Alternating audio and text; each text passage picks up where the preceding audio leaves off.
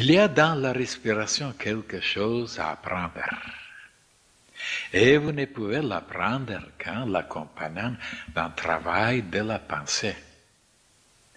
En expirant, vous pensez que vous arrivez à vous dilater jusqu'à atteindre les confins de l'univers. Puis, en inspirant, vous revenez vers vous-même, vers votre moi, qui est comme un point imperceptible. Puis, de nouveau, vous vous dilatez.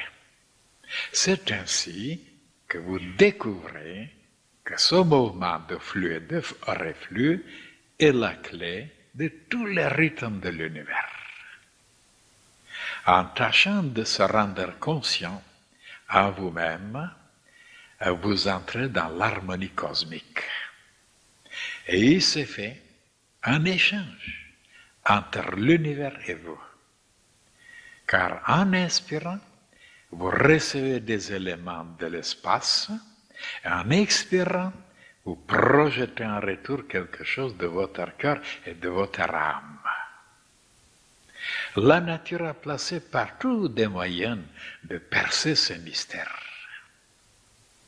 Si les philosophes pratiquaient une respiration consciente, ils comprendraient beaucoup de choses sur lesquelles, pour le moment, ils parlent et écrivent sans rien comprendre. D'ailleurs, la capacité de penser est liée à la respiration. Pour que votre cerveau soit lucide, il faut apprendre à respirer.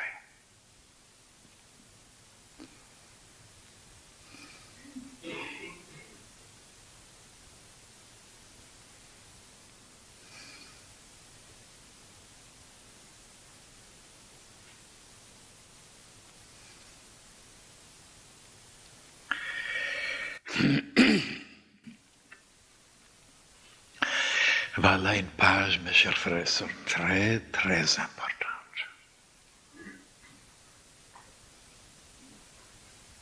Ceux qui ont suivi l'enseignement depuis longtemps déjà, ils ont entendu déjà beaucoup de choses sur la respiration. Des choses vraiment qu'on ne peut pas trouver même dans la littérature occulte.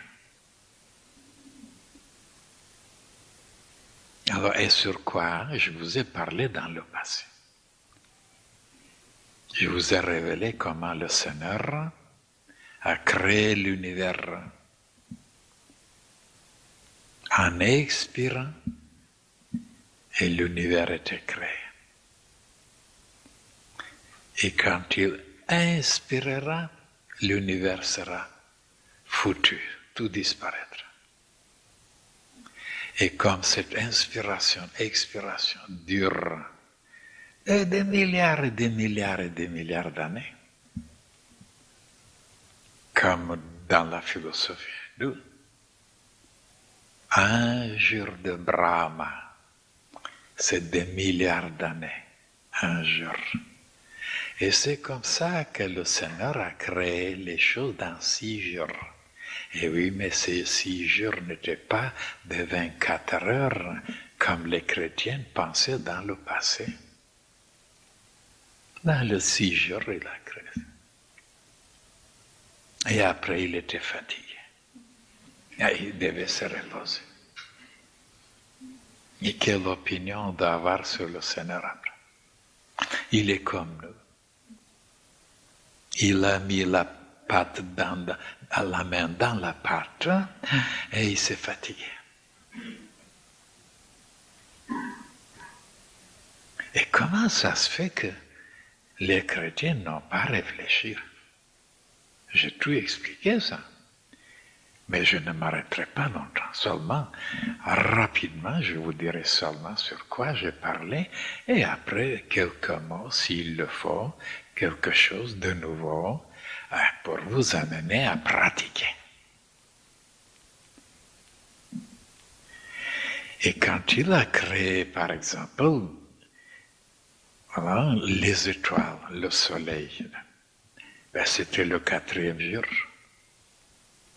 Et le premier, et le deuxième, et le troisième. Est-ce qu'il y avait 24 heures? On ne peut pas. Les 24 heures sont déterminées par n'est-ce pas, par le mouvement de la Terre autour du Soleil. Et le Soleil n'était pas encore là. Alors, il n'y avait pas de 24 heures. Et ils ne sont pas aperçus, les chrétiens, en lisant la Bible, qu'il fallait aller trouver, à chercher et comprendre le côté symbolique. Ces 6 jours, ce sont des jours immensément longs. Et après, je vous ai parlé aussi comment ça se fait que la respiration est la vraie, la bonne, la normale. Et on doit faire 18 respirations pendant 1 minute. Et pourquoi 18? Et comment ça se fait que l'intelligence cosmique a calculé tout? Et pourquoi alors le battement de cœur, un cœur normal, il doit battre 72 battements pendant 1 minute? Pourquoi 72? Et je vous ai parlé de ce nombre et de 18 aussi, en relation avec le point vernal, avec les précessions des équinoxes, et que ça crée de cette façon dans 2160 ans une époque, et de cette façon que l'humanité est passée par des époques, et c'était, pendant Jésus, c'était poisson, et que maintenant, l'humanité doit entrer sous l'influence d'un Verseau, et ainsi de suite. Je vous ai parlé là-dessus. Et pourquoi ce rythme-là, c'est calculé? Alors, si nous nous arrêtons maintenant seulement sur la respiration, si vous avez écouté bien ici, et vous serez un peu étonné de la contradiction. Il dit que quand vous inspirez, n'est-ce pas, et vous expirez, alors vous vous dilatez quand vous expirez, et c'est tout le contraire. C'est quand vous inspirez que les poumons se dilatent. Et quand vous expirez, il diminue, il se rétracte. Et oui, mais le premier, c'est pour le côté initiatique, pour le côté ésotérique, pour le côté symbolique. Et c'est lui, n'est-ce pas, quand maintenant vous inspirez, vous vous dilatez, ben vous recevez quelque chose à ce moment-là, et parce que vous recevez quelque chose, vous vous élargissez, vous vous dilatez. Et qu'est-ce que vous devez recevoir à ce moment-là? Et si on inspire automatiquement, comme on le fait jour et nuit, ben, les résultats vraiment efficaces, formidables, puissants ne sont pas là. Et c'est pourquoi maintenant je dois m'arrêter. Comment respirer, comment inspirer.